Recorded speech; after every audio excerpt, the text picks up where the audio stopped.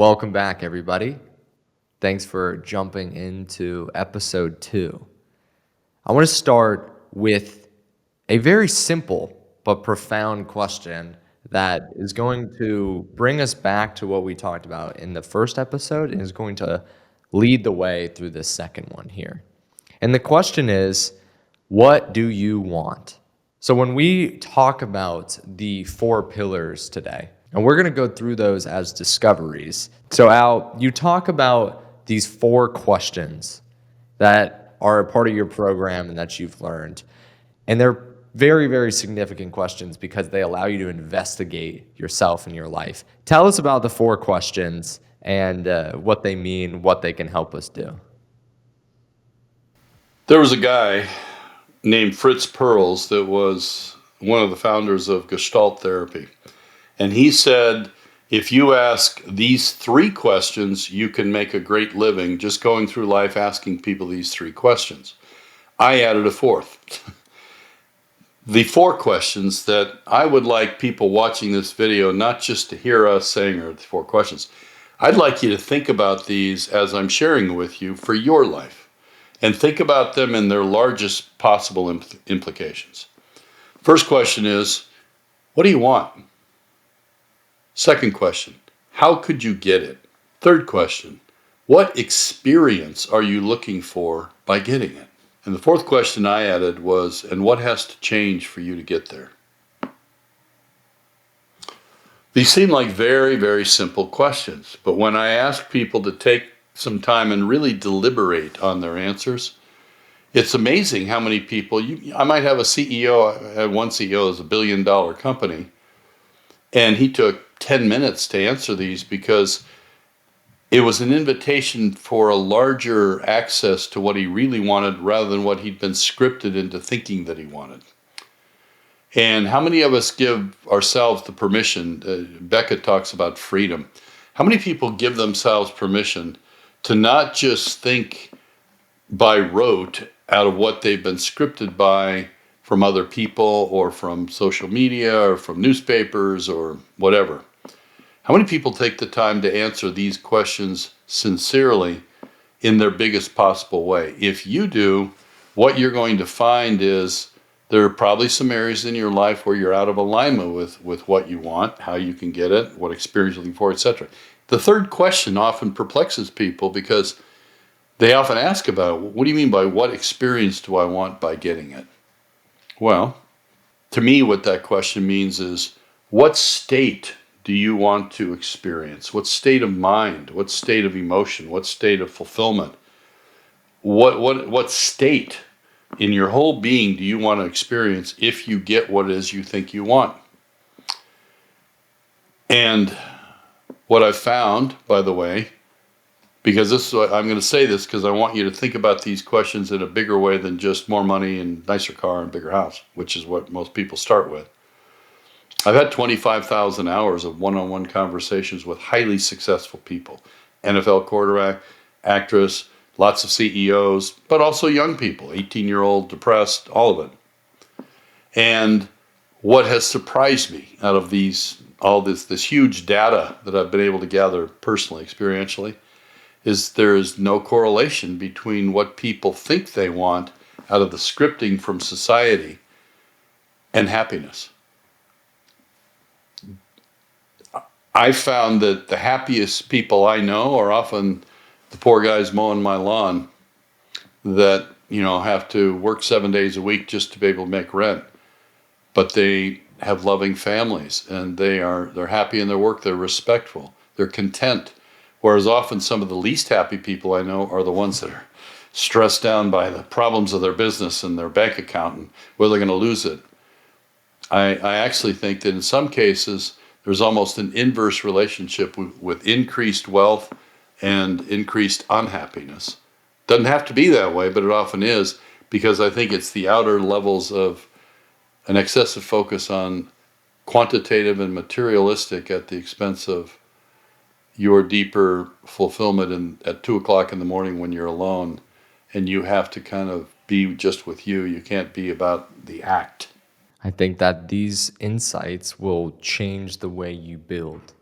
You will when you ask yourself these questions, when you are being introspective and trying to understand first instead of focusing on everything outside of confronting the difficult, uncomfortable questions. When you start with that and you give yourself the grace, you give yourself the time and whatever energy that you need to answer those, when you start there, it's work that will change your life for the rest of your life. When you do that work, it gives you permission to take a deep breath, let go of all the external things, let go of all the expectations, let go of all the judgment, get quiet, and really look at, what do I want? Why am I here? And to answer those questions. And when you start with that, it changes the way you build. So that's what we're going to do today. We're going to get practical and we're going to look at insights, specifically 4 different insights and discoveries that start with what we just said. What do you want? The consciousness piece of this. And then when you have that foundation, how you're able to build differently than this rat race game of, oh, I need to get more and more and more. The cheese is going to run out, so on and so forth. Okay, so let's get started in this. The first pillar of this is your consciousness. What do you want? And we talked a lot about values so far. We've talked a lot about your vision. We've talked a lot about my experience through this in the first video and Al's experience dealing with values and how he defines these terms for himself. But there's a very profound concept that we did not talk about that I would love for you to introduce the idea of what a personal life vision is for people to be able to talk about in this first pillar. A personalized vision is, to me, it is you co-creating with God or your source, whatever you think that is, the universe, whatever you're comfortable with. You co-creating clarity around your greatest optimal possibility in this life. And when you create it sincerely, and then you don't just create it and forget about it, it's just concept when you create it. You have to experience it by becoming it. And when you do so, this sounds really out there, forgive me, but it's like you can be trusted with the ability to manifest your hopes, dreams, and aspirations in the future because the quality of your intentionality changes. It changes your identity. My last book is called Soul Experience, the 4th Level of Identity, a concept that came to me, that we have this higher self and lower self as adults. I won't go into the whole thing of the 4 levels, but basically it's your ego versus personification of your core values. I believe when you operate as a personification of your core values, which are at the core of your personalized vision, you can now be trusted by the universe because you're a force for good.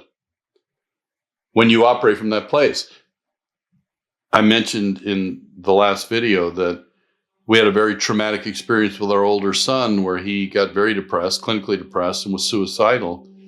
And I knew he was planning his suicide at night, one night, and I had to decide. I had one chance to fix it, and I didn't trust my ego because my ego would have gone and embraced him, begged him, threatened him, whatever I would have done, and he would have placated me, and then I would have lost the opportunity. I turned to my personalized vision because I think of it as, for me, it's a covenant with God. That when I'm operating at my best and I'm in flow with the universe and I'm in alignment with divine purpose for my life, I'm operating as a literal experience of my values for other people and for me. This isn't all just this isn't a zero-sum game where you give yourself away and you're empty. The more you give yourself away, the fuller you become. So a world where all people realize their fullest potential now means I want everybody watching this to be Christ conscious. I want everybody to realize that biggest potential. And along the way, everything along the way, I want you to have the best relationships, the best love life, the options of enough money that you don't have to worry about whether you're going to eat tonight. I want to relieve suffering in the world in my little corner of the world by how I'm being. And if you join me because you develop a personalized vision, you're going to want something similar. And together, we're going to tilt the world on its axis toward the light. The second part of my personalized vision is a world of extraordinary relationships and extraordinary accomplishments. I literally lay in bed at night through the decades thinking about this, thinking, what would the world be like in terms of relationships if you had a world full of Christ-conscious people? So extraordinary relationships, imagine a world full of people like that. That could be coming, and you can be a vehicle for it to be coming, technologically and personally. You can enhance the connection with other people rather than have it isolate you. And last, a world where integrity, where your words and your actions match up, even when nobody's watching, and honorable actions are courageously pursued and commonly experienced. For you to operate with a conviction to be integrous, to operate with integrity, means you can be trusted by the world when you give your word. Show up on time. Don't be 5 minutes late. I don't care what the excuse is. Do what you say you will do, and you will create an impression in others that you can be trusted, and they will trust you. And you will trust you. Because see, the world is just a mirror reflecting back to us what we're putting out. But you see how personalized vision is an actual formula for you to realize your significance and your fulfillment in life. And it starts with taking the responsibility of the energy field that you're creating through your intentionality, which is grounded in your identity. Are you your ego and its selfish fears and self-serving, grimy net? Or are you a part of everyone else? This is a personalized vision, and knowing who you are is not just meditation on a mountain. It's not, no, when we talk about consciousness, your mind might go to the spiritual place, but it's knowing who you are so clearly and what your values are so clearly that decisions become obvious. Like you said about honor. If you aren't sure on what your values are and you see that dollar on the street, your mind goes, do I keep this? Oh, maybe I want a cheeseburger. Maybe I want that lunch. She looks fine. She got a nice Jose Gucci bag there. Oh, no, we don't. She doesn't need it. I need it more than her. When you don't know yourself, you don't know your values, you don't have honor. Those questions are still there, and they tax you. But when you know yourself and that decision is in a moment, you barely think about it, and you go and you do the right thing, it frees you. You let go of all of this decision making that previously was weighing you down when you had to question yourself. You can free yourself from some of these, and you can free yourself to be able to trust you and to build.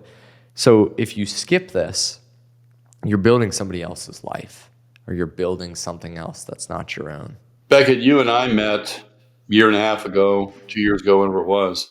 And prior to that, to my knowledge, you didn't have a personalized vision, but you went through the 2-day thing, you and Trent, and you created one. Mm-hmm. Share with us what it is and what the impact has been of that personalized vision, if any, on your life. Yeah, well, my personal life vision is a reality where people lead lives of freedom through the pursuit of truth. And what does that mean to me? Well, to break it down, how Al broke down his personal life vision, my personal life vision is a reality. This is the existence of all things. This is the experience of all things. And it's a reality where people lead lives. People are taking responsibility for their lives. They're making decisions and choices to lead lives in the pursuit of truth. Now, my definition of truth is often different than most people's. Truth to me is not something that can be defined or confined or manipulated or wrestled down or held down. Truth is a pursuit. I think it's an interesting way to think about truth because when you are consistently pursuing this, you're committed to pursuing something greater that you know you will never define or confine, but you're always relating to in different ways. That process always creates freedom. And that's the last part of my personal life vision. My personal life vision is a reality where people lead lives in the pursuit of truth, creating freedom. So this kind of takes us to the next pillar. It's a beautiful segue into how could I be that personal life vision? How could I express this personal life vision through something in the world? And because I'm an entrepreneur, my first reaction is always to go like, I work with leaders, I work with other entrepreneurs in my business, we serve these, and like, this is exactly how I'm going to do this. And I remember my first process being, all right, well, I'm going to look at it through delivering the value proposition of my company. And that was something that kind of reframed what we were doing at the time. What we were doing at the time was more of a model of acquisition. It was about an agency model. So when I was looking at my business, I had been able to say like, okay, we're helping leaders, we're trying to promote messages that are doing good in the world, but we're doing so in a way that seems to be suppressive to my personalized vision, to my feeling. It was like, oh, I can help these people, but the external outcome of helping them is what's going to do it. So through the realization of my personalized vision, it caused me to take that step back and investigate what was my vehicle to deliver this in the world. And I started with my business as I do as an entrepreneur, but that has expanded and expanded and expanded and caused me to look at what is my larger value proposition and how do I be that in the world. So I just talked about how Titan was before and more of an agency model, and we transitioned into more partnership, going deeper. Instead of it being wider, we're going to embed all of the values and all of the things that we're trying to do for our clients into our internal culture, and we want our business model to also align with that. But then that also influenced me as a CEO personally. When I look at my personal life vision and how I can be that, I get to investigate how am I creating an environment where people can pursue truth. And rather than it being about me as the protector of this truth that is already here in this business, it's allowed me to enable people, not just manage them. In IMP, we talk about, Al talks about coaching, leading, and managing. There's three pieces of this. And this understanding of my personal life vision allowed me to, one, look at my business model as a whole and adjust that to be in alignment where I can be myself and people inside of the business can all be themselves and expand their expression. It's allowed me to look at my role as a CEO and as somebody who is leading and say, okay, this is how I'm going to show up for people. I'm going to focus on creating environments like this. And it's allowed me to look at myself in my relationship with my girlfriend, with my relationship with my parents. And whenever I have a question, and you get off the line, just to be clear, that like I said, this is not meditation on a mountain. This is a journey. You will drop into your level 3 as well. You will drop into a state where you're not sure, but you can look back around, you can reference your personal life vision and say, okay, my personal life vision is a reality where people lead lives of freedom and through the pursuit of truth. Now I can ground myself back in that. How can I be that? And this is why it's so important that we look at who we are, who our personal life vision is, and then you can start to look at the expression of that through these vehicles. And that's what's changed for me. That vehicle, you'll find something that resonates with you, but you're always working with it. You're always figuring out how to be your personal life vision through every opportunity that presents it. And your value proposition allows you to take that macro value proposition of how to be that personal life vision and draw connection points to the micro value propositions that you have in all areas of your life and all areas of your work. So Al, what are your You, you, thoughts on you that? sparked two responses. One is if you take your personal life vision personally, you're living the life, you're opening the door for you to live the life that you are capable of.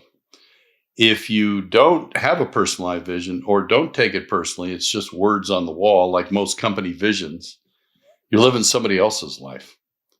You're living somebody else's wishes. You're really just existing. You're not really alive.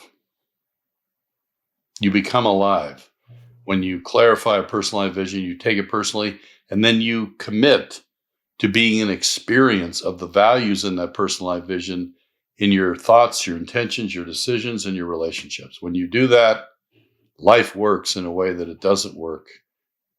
And most people don't have a personalized vision and they don't pursue it. They have short-term goals to make more money or whatever.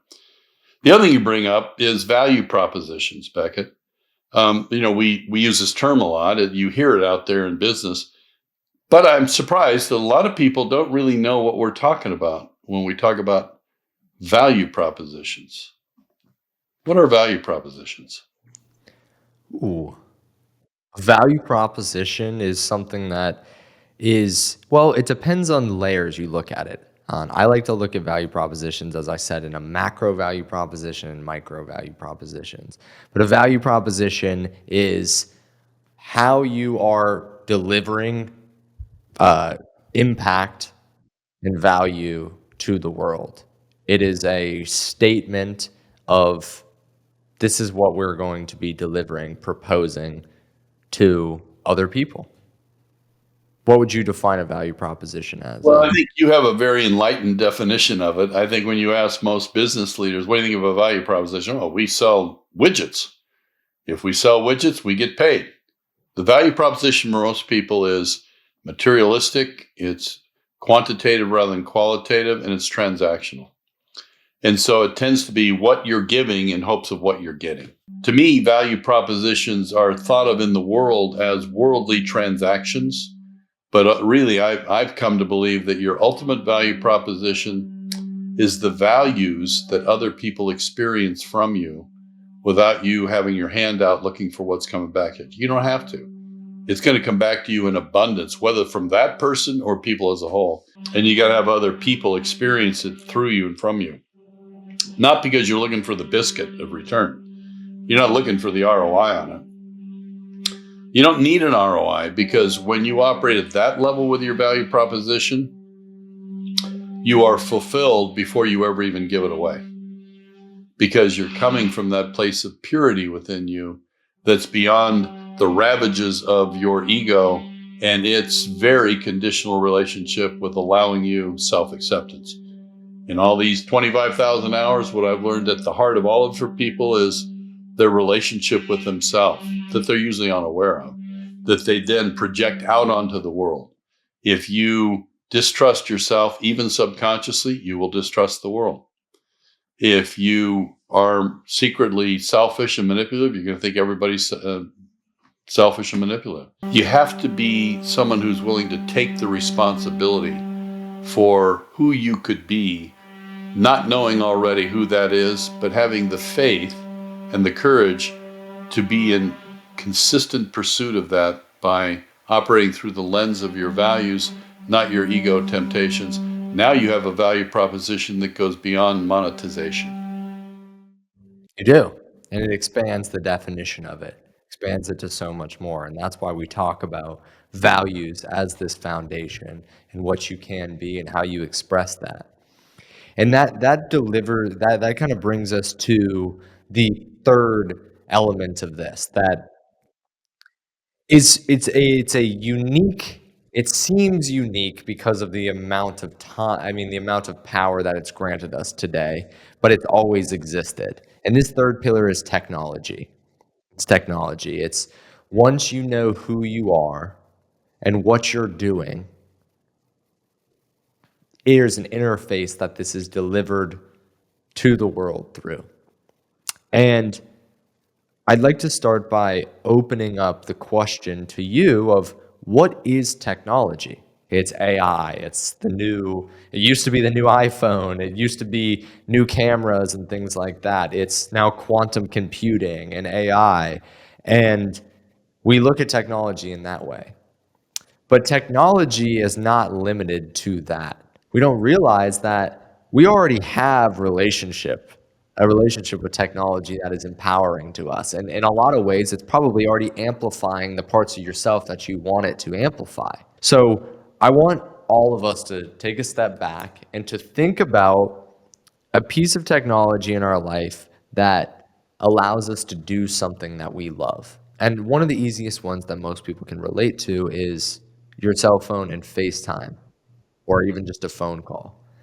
You may have family members that live on the other side of the world or live somewhere that's far away from you. Now, with the invention of communication technology like satellites and like cell phones, we're able to connect with people we love, hear about their experience directly from them in a much faster time. But on the other side of this, let's say that you know somebody who's in a very toxic relationship and they feel fear, they feel disconnect, they feel insecurity. And whenever they feel that towards their partner or towards their family member, they pick up the phone and they call them, and then they freak out at them and they're getting mad at them because they're not home and they're not fast enough. Same technology, different values, different consciousness that's amplified through those. Now there are many, many, many examples that we can go through on this, and you're probably already starting to think about them. The reason why we have to look at technology in this way is because it is not going away. Technology is the interface between human intention and world impact. So when you're thinking about technology in your life, you should be investigating it as a whole, not just in, oh, it serves me here, it doesn't serve me here. Hopefully, when you can see that technology is the third pillar, your ideas will expand about this. So Al, I want to hear your perspective on technology because you and I come from two different generations. I'm fluid in it. You've told me this many times. You're somebody who thinks that has thought that technology is when there's a problem, it can't be fixed, and you see us just flying around playing with all of these things. What do you have to add, to adjust, to open up to everybody listening here about technology? I think our relationship with technology, particularly with new technologies, always starts with fear. Originally, when the automobile was created, they were toys for the rich, but they thought they were curiosities, but silly. They didn't really see what they were about.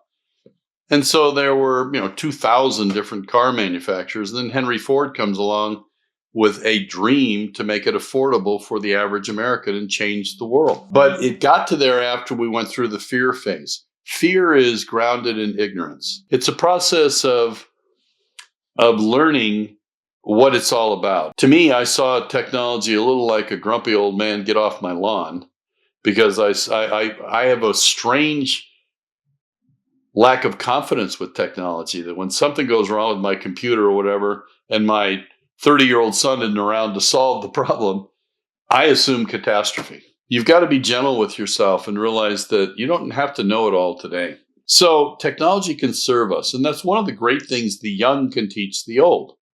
I've been around life longer, so I've had a lot more experience. And so I maybe have some things I've gathered, but it doesn't mean that learning is unidirectional. I think one of the great gifts the young people can give the old is to reduce their fear around technology, as Beckett's doing with all of you right now. You can't escape it. You're on a ship at sea that's flowing through the ocean, and you can't get off the ship. So you better learn how the ship works. You better learn how the technology works, and embrace it and use it, which is the point of these videos, to amplify your message. I've spent a lifetime trying to discover what you need to know, what everybody needs to know. And because my early part of my life, I have a very distrustful life. So I went on a hard target search for the last 50 years to figure out what it's all about. What are all these different religions about? How does business work and not work? All that. When I die, all of that work and all of that gathered information, knowledge, wisdom, whatever it is, will die with me, except for what we're doing right here, technology. My work can expand to help other people as a foundation for their work. I hope it does that for you. So technology is net neutral in terms of having it. It isn't Schwarzenegger in the Terminator. Technology is going to be what human intentionality makes it, which is why Beckett and I are doing these videos, because each of you are doing a job that is important. You may not think it is, it's important because while you're doing it, you're giving other people an experience of whether to trust life or not trust life by the mindset and the heart set you're doing it through. Technology is simply going to amplify your level of consciousness. So, logically, you should aspire to the highest level of consciousness you can attain and then learn technology and use it for the greater good of the world. Because the one thing we do leave here, everybody's going to forget us that's alive now. Everybody eventually is going to be gone too. But your impact can still be here. Steve Jobs is gone. But what impact did he make? What do you think, Beckett? Technology is a value delivery system. Nice. It is. So when you know, we've talked about your personal life vision, we've talked about your value proposition. This is the value delivery system. Technology is delivering value to you because somebody came up with the concept of a computer, and their value is delivered to you through that, which allows you to deliver value. It's not a linear one-to-one relationship with those categories, or even a simple one to always understand. But if you can understand that it's going to amplify your values and it's going to be the value delivery system, then you can decide in your work how to utilize that, in your personal relationships how to utilize that, in all areas of your life, what do you want it to be amplifying?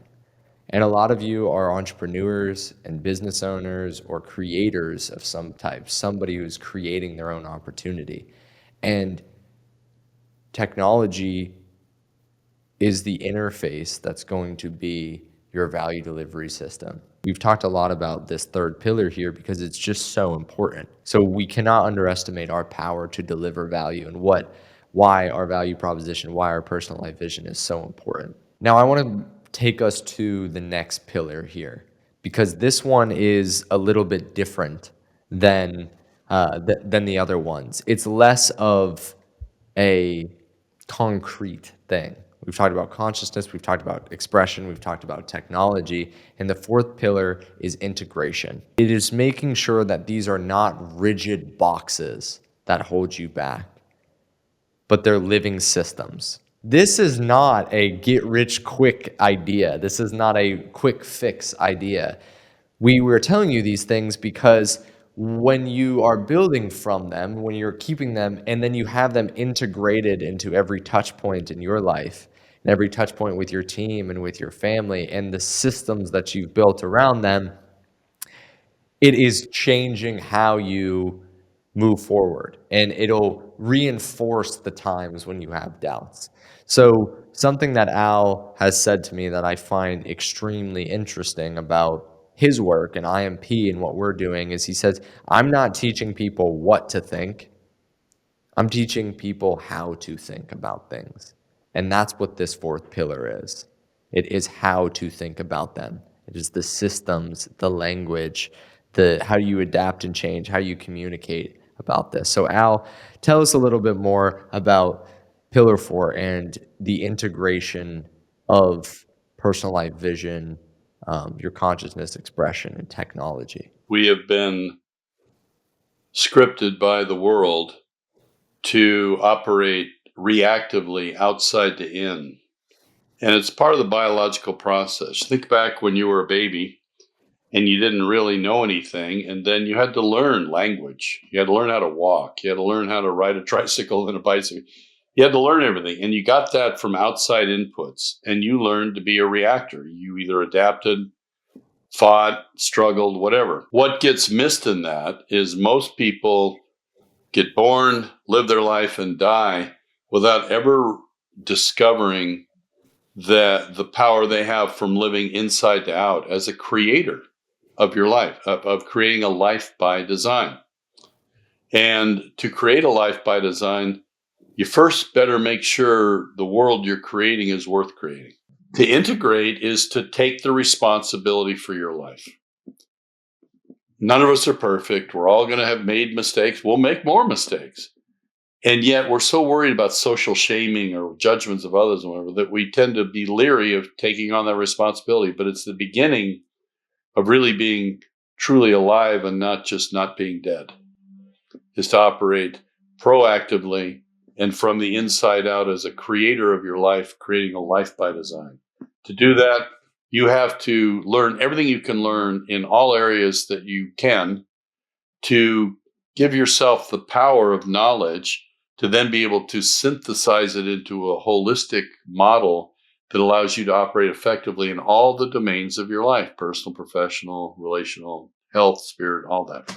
So what this last pillar is about is incredibly important because it's where you synthesize life. When we're talking about integration, we're talking about your growth. We're talking about you starting on the path. 1,000 miles starts with the first step of you deciding that you're going to begin to live life through the quality of your intentionality and you're going to trust it. It's an act of faith. It's an act of boldness. But if you have the courage to pursue it and the support, which is where coaches and lovers and wives and husbands and, people in your life that care about you come in, if you have the courage to pursue your possibility, you literally cannot fail. Take on the opportunity and the responsibility of learning everything you can about everything in life, and take the responsibility on that karma is real. As you sow, you'll reap in the Bible. Your life is going to be a response as to the quality of your mind and your heart. I guess that's what I would say, Becca. What do you think? I think what you've just said is a testament to the fact that it's not about perfect implementation. It's about conscious adaptation and change. Beautiful. That is the final pillar. Yeah. You want to we're talking about life here.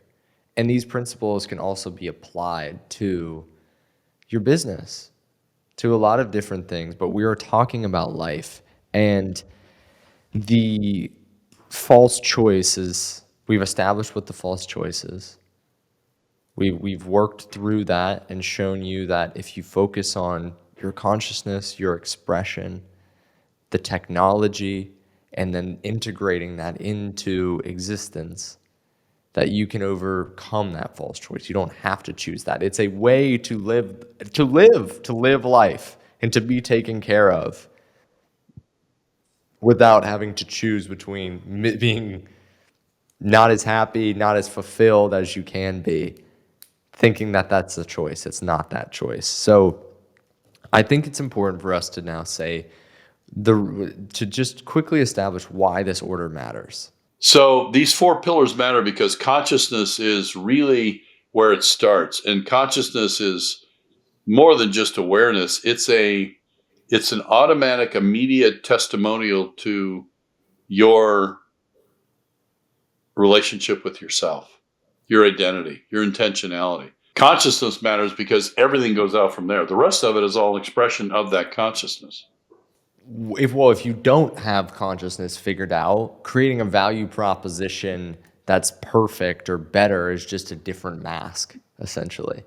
It's essentially a different way of saying, oh, I've got the best value proposition now. It's a way to allow your ego to be serving versus something greater. But with a value proposition that is built off of consciousness, then you are, one, personally being freed. You can allow your values and your consciousness to guide and trust in that. And it's freeing. You will live with less anxiety, with less suffering, I guess you could say. Word's got an interesting connotation to it. But you can live with more alignment and flow more. And then without it, you're in more resistance. And that's why I think that, that's why it's so important to have consciousness first, and then moving on to pillar 2, you can build a value proposition from that. So with pillar 1 and pillar 2, hitting the ball back to you, Al, why is it important that we know ourselves, understand our consciousness, know our value proposition until we get to pillar 3. We live in an absolutely miraculous, blessed era where, imagine this, for the first time in human history, any human being can have every other human being know what that human being is thinking because of the evolution of technology. Technology is an amplifier of your intentionality, of your consciousness, which is why we start with consciousness and then value proposition. Technology is going to amplify what you've done with those first two. So technology is simply an amplifier of your intentionality. So pillar 3, it matters because what are you amplifying? And pillar 4 we've talked about as the systems, the integration of this. But another way to look at this is its influence. It's influence without direct touch points always. So the reason why pillar 4 is the 4th pillar is because all of those things are required in order to systemize it. There's a very common word that you see. If you start systemizing something that doesn't work, doesn't have your values inside of it, you're going to be, one, it's probably not going to work. It's not going to get you the outcomes that you're imagining. It's not going to deliver the value that you're hoping to deliver. And then number 2, it's going to pull more and more people into that. And it's going to influence people in that direction. So it's very important that it is something that does align, that is built off of the first 3 pillars. So what are your thoughts on that? I have a personal story that you've provoked that I haven't thought of in years, actually, Beckett, that I write these 2 books. Technology allows me to publish it and do a lot of it and sell it through Amazon and get, people that are helped by it. I got an email, Beckett, I'm guessing 5-6 years ago, from a woman in Philadelphia who I've never met. She was African American, lived in, I gather, Section 8 housing, 5 kids, no men on site. And she wrote me an email and thanked me for saving her life. I didn't know who she was. She found a used copy of my book in a laundromat when she works 3 jobs.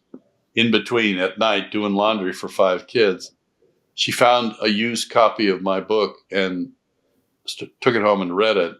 And she said she was thinking of checking out with all the stress she faced. And the book changed the way she was looking at it.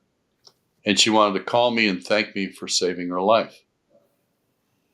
I can't tell a more powerful story than that of why we need to trust these 4 principles, because you never know who out there is going to experience you or your value proposition and decide to hang in there a little longer, trust life a little more, have a little more courage they might have, maybe reconsider how they think about themselves, and maybe be a little less harsh on that ledger that we tend to keep on ourselves as egos that tends to weigh toward the negative. Beautiful story. I mean, it's powerful. You can look at that from both sides.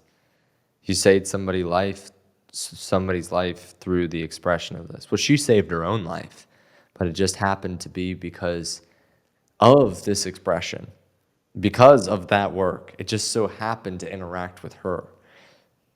But it can happen the other way too. If you're amplifying extraction and you've gotten really good at showing people how to be extractive and manipulative, and all your systems are that, and you're teaching millions of people that, let's just say you've built up an amazing, millions of people are buying your book, and it was all about how to manipulate people the best and how to take advantage of them. Well, the same things could apply. It's not, once again, this is neutral. All of these things are neutral. Right. They are going to be amplifiers. The technology is neutral and the systems are neutral. Your value proposition, it all enters in for you to do with it, with what you can. So we've talked about a lot of things. We've covered a lot of ground. We've discovered a lot of concepts. We've discussed a lot of concepts. And I want you to recall what we talked about in the first video of concept plus experience equals ownership of truth. It's easy to hear concepts. It's easy to dismiss them or it's easy to believe them. Both are just a choice without this experiential piece of it. Now, you may be able to find points in your life where you can relate to what we've talked about. You can relate this to your own experience. I want you to remember what we started at. We started with asking, what do you want? And this is what we talked about, the 4 questions. We talked about the values, your consciousness. Then we talked about your value proposition. Then we talked about technology. Then we talked about integration and influence. Put this into experience in your life. We're going to be delivering you a recap of this call. It's going to be sent to your email, just like yesterday you got an email that recapped it. We're going to give you the 4 pillars. There's going to be a worksheet in there that you can utilize to answer the 4 questions, to fill out the 4 pillars for yourself, to start to put it into experience. And then with this worksheet, you can start to put this into practice. It's extremely important that you put these into experience, because on the next call, on our next video, what we're going to be doing is we're going to be going through a transformation map.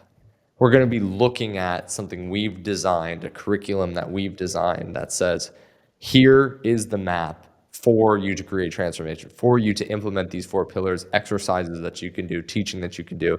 And we're going to give you the exact implementation, the steps that we see as the integration process into this. And you'll be able to walk away with that on the next video. But leading up to that video, play with these concepts. Start to experience them in your life. And we will see you in the next video where we work through this. The only time you have left is the time before you, so treat it with the respect it deserves and not out of old habits of self-criticism and self-limitation.